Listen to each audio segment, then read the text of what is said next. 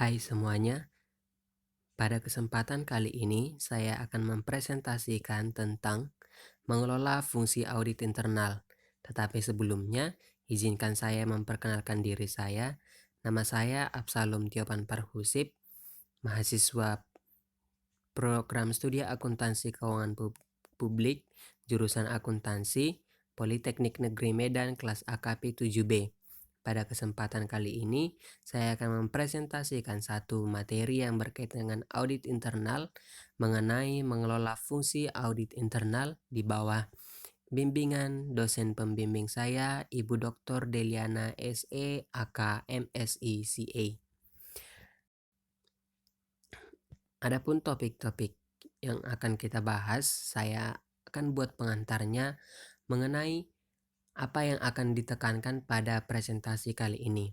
Pada presentasi kali ini akan menekankan perbedaan antara auditor eksternal dan auditor internal dengan menonjolkan peran auditor internal pada GRC atau Governance, Risk Management, dan Compliance dalam suatu organisasi, di mana setiap organisasi menghadapi risiko dan perlu menangkal atau memitigasi risiko tersebut dengan membangun struktur tata kelola, mengelola risiko, menyelenggarakan sistem pengendalian yang andal, termasuk kepatuhan terhadap aturan yang dibuat untuk memitigasi risiko tersebut. Nah, apa-apa saja pokok pembahasan pada presentasi kali ini? Ada 5 pokok bahasanya akan saya jelaskan. Yang pertama, fungsi audit internal dalam struktur suatu organisasi. Yang kedua, piagam audit internal. Yang ketiga, ancaman terhadap audit internal. Yang keempat, kecakapan dan kehati-hatian audit internal. Dan yang terakhir, pertahanan 3 lini. Kita masuk yang pertama, yaitu fungsi audit internal dalam struktur organisasi. Dalam suatu struktur organisasi, fungsi audit internal ditempatkan dalam deretan direksi atau senior management level. Dengan demikian, fungsi audit internal mempunyai posisi yang terlihat nyata, otoritas, dan tanggung jawab untuk yang pertama, mengevaluasi penilaian yang dilakukan manajemen terhadap pengendalian internal. Yang kedua, menilai kemampuan organisasi, baik itu dalam satu, mencapai tujuan-tujuan bisnisnya. Yang kedua, mengelola, memantau, dan menekan risiko-risiko yang menghambat pencapaian tujuan tersebut. Organisasi yang mengakui peran penting suatu fungsi audit internal akan menempatkan dalam posisi yang akan memaksimalkan efektivitas dan kemampuannya untuk menilai proses manajemen, risiko, pengendalian dan tata kelola atau governance, dan akan menempatkan fungsi audit internal pada posisi senior manajemen atau direksi. Pembahasan yang kedua mengenai piagam audit internal. Syarat penting yang harus dipenuhi seorang CAA atau Chief Audit Executive adalah membuat piagam atau charter. Hal ini ditetapkan dalam standar 1100 yang mengatakan ada 3 hal yang berkaitan dengan audit internal, yaitu purpose, authority, dan responsibility, di mana hal ini berkaitan dengan tujuan, otoritas, dan tanggung jawab. Piagam audit internal adalah dokumen formal yang menetapkan tujuan, kewenangan, dan tanggung jawab kegiatan audit internal. Piagam audit internal menetapkan posisi audit internal dalam suatu organisasi, termasuk sifat hubungan atau garis pelaporan dengan Dewan Komisaris antara si audit internal dengan Dewan Komisaris. Kewenangan untuk mengakses catatan, pegawai, dan harta fisik yang relevan dengan pelaksanaan penugasannya, serta pada akhirnya menentukan lingkup kegiatan audit internal. Persetujuan akhir atas piagam audit internal ada di tangan Dewan Komisaris. Peran audit internal. Kegiatan audit internal dibangun oleh Dewan Komisaris, Komite Audit, atau lembaga tertinggi dalam organisasi atau Dewan Komisaris. Tanggung jawab audit internal ditetapkan oleh Dewan Komisaris sebagai bagian dari peran pengawasan atau oversight role Dewan Komisaris. Artinya, peran audit internal sangat penting untuk hal pengawasan. Kemudian profesionalisme, bagaimana dengan kegiatan profesionalisme? Kegiatan audit internal akan mengatur dirinya sendiri dan menaati petunjuk wajib atau mandatory guidance dari The Institute of the Internal Auditor atau yang disingkat dengan AAA, di mana dalam hal ini termasuk dari definisi of internal auditing, the Code of Ethics and the International of Standard for the Professional Practice at the International Auditing. Petunjuk wajib ini atau mandatory guidance adalah prinsip-prinsip yang merupakan syarat fundamental dari praktik audit internal untuk mengevaluasi efektifnya kegiatan audit internal tersebut. Betul juga dengan praktik-praktiknya, di mana audit internal harus dipatuhi untuk mengarahkan kegiatan audit internal tersebut. Sebagai tambahan, audit internal akan menaati kebijakan dan prosedur dalam suatu perusahaan. Kemudian bagaimana dengan kewenangan suatu audit internal dalam organisasi?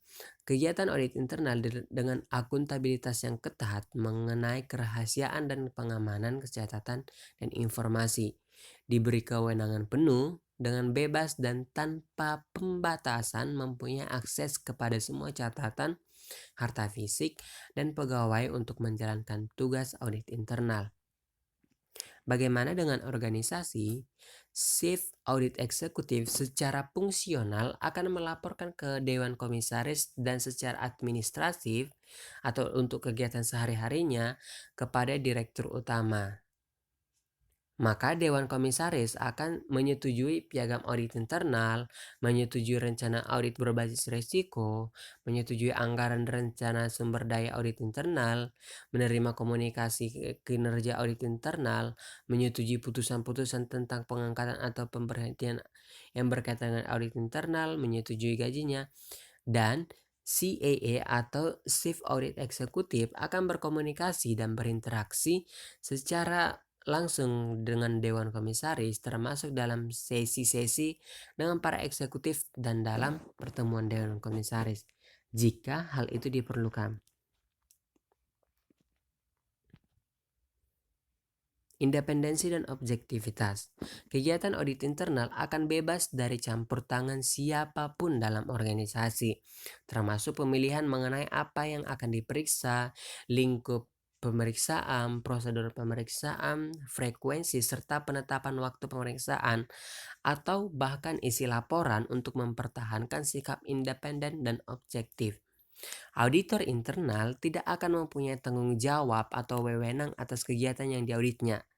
Karenanya, mereka tidak boleh mengimplementasi pengendalian internal, membuat prosedur-prosedur, menginstal sistem, membuat catatan pembukuan, atau melakukan kegiatan apapun yang dapat mengganggu pertimbangan profesionalnya. Auditor internal akan menunjukkan tingkat objektivitas tertinggi dalam mengumpulkan atau mengevaluasi atau mengkomunikasikan informasi tentang kegiatan atau proses yang diperiksanya. Auditor internal akan membuat penilaian atau assessment yang seimbang dan tidak dipengaruhi kepentingan pribadi atau dipengaruhi pihak lain dalam membuat pertimbangan profesionalnya.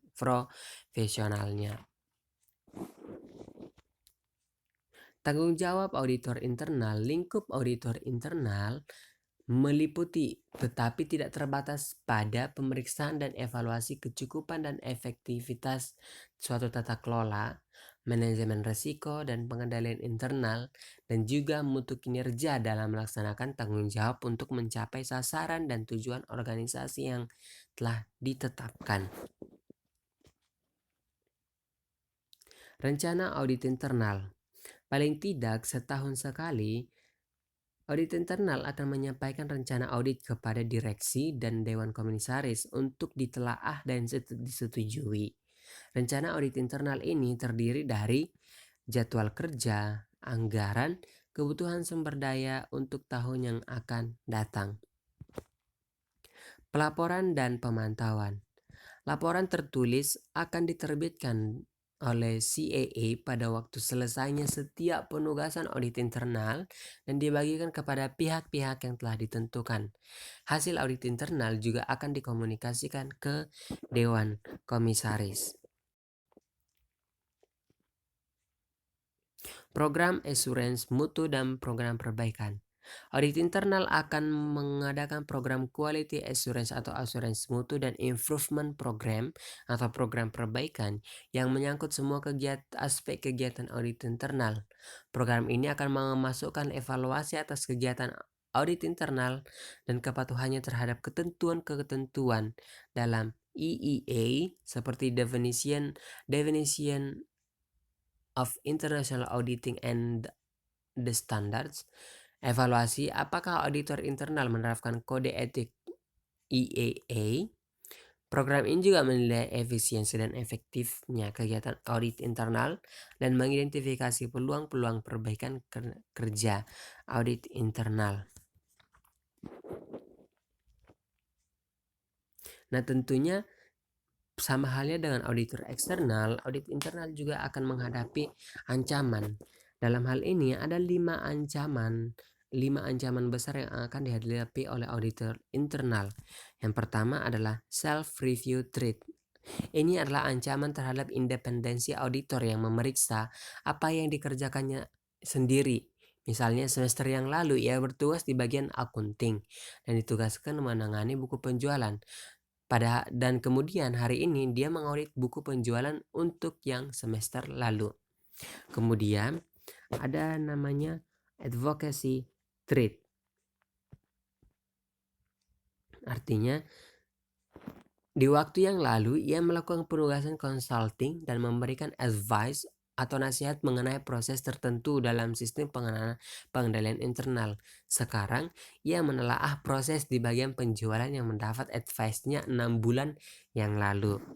Kemudian yang ketiga ada familiarity threat. Artinya ancaman terhadap independensi auditor yang sangat familiar dengan tugas yang dihadapinya, sehingga ia berpotensi menjadi lengah. Ancaman semacam ini dapat diatasi dengan rotasi kerja atau job rotation atau cuti. Yang keempat ada self-interest. Auditor mempunyai kepentingan pribadi dalam area yang diauditnya. Yang terakhir adalah intimidation threat. Ancaman terhadap independensi auditor yang diintimidasi, apapun intimidasinya. Ada banyak alasan untuk terjadinya impairment terhadap independensi atau objektivitas auditor. Adapun ancaman tersebut terjadi karena benturan kepentingan atau conflict of interest. Benturan kepentingan ini dapat menyebabkan hilangnya independensi senyatanya atau kehilangan independensi dalam persepsi orang lain. Auditor internal yang memeriksa pekerjaan sendiri dengan sengaja tidak melaporkan kesalahan yang ditemukannya. Ia betul-betul atau nyatanya kehilangan independensi. Maka suatu saat ia mungkin akan khawatir melaporkan temuannya karena pihak-pihak tertentu dapat mengatakan itu kesalahan dia sendiri. Bagaimana dengan kecakapan dan kehati-hatian? Proficiency atau kecakapan dan due professional grade atau kehati-hatian profesional. Pasien yang datang ke rumah sakit akan mengharapkan di tangan dokter yang cakap, tentu dokter yang profesional. Namun syaratnya profesien tidak saja cukup. Bagaimana jika dokter yang paling baik melakukan tindakan ceroboh, tidak melakukan tugasnya dengan hati-hati profesional? Hal yang berlaku juga sama dengan auditor internal. Hal ini diatur dalam International Auditing Standards nomor 1200 dan 1210 yang mengatur tentang kecakapan dan kehati-hatian profesional. Dan yang terakhir ada pertahanan 3 lini.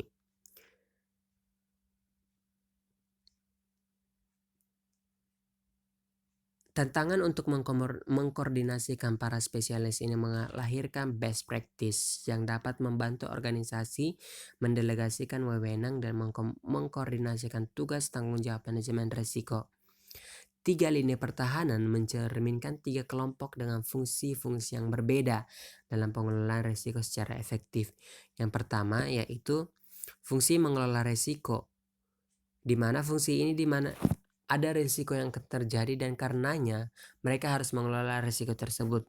Yang kedua, jika risiko ditemukan, maka fungsi mengawasi risiko.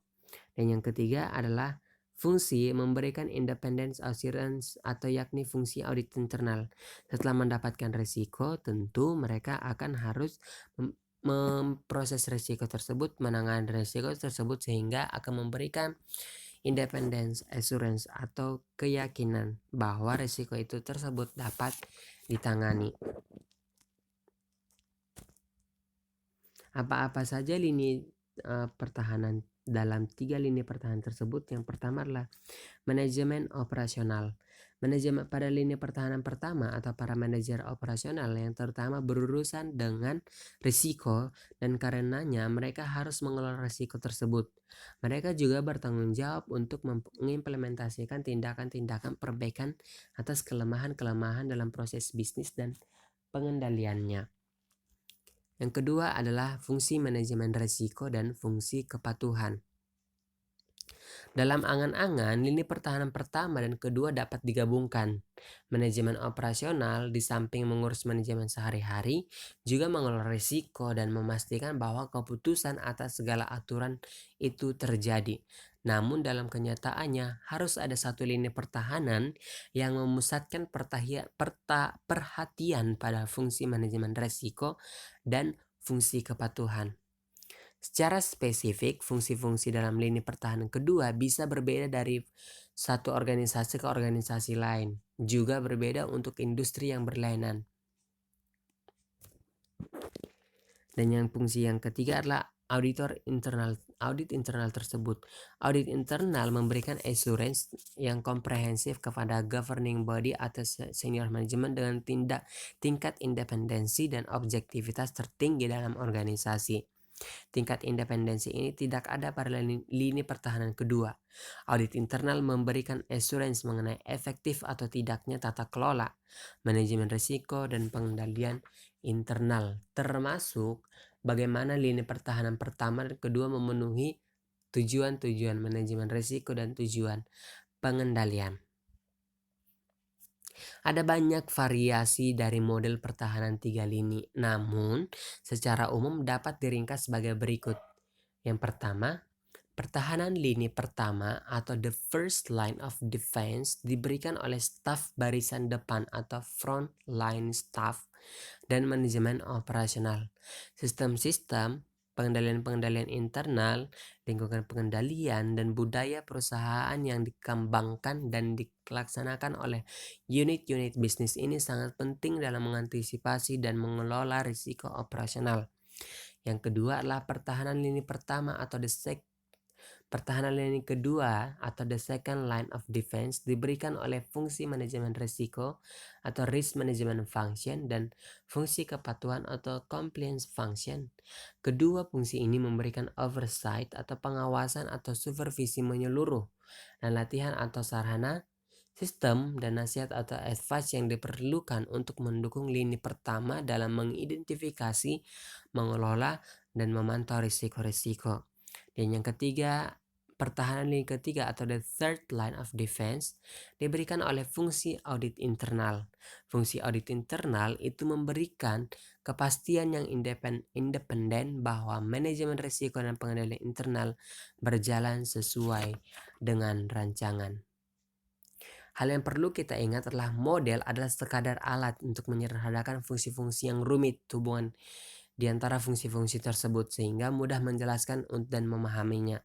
Jarang ada model yang sempurna dan valid untuk semua situasi yang bisa dibayangkan. Jika kita menyadari peringatan ini, the third line of defense model dapat memberikan landasan teoritikal untuk kerangka risiko dan assurance atau risk and assurance framework yang efektif.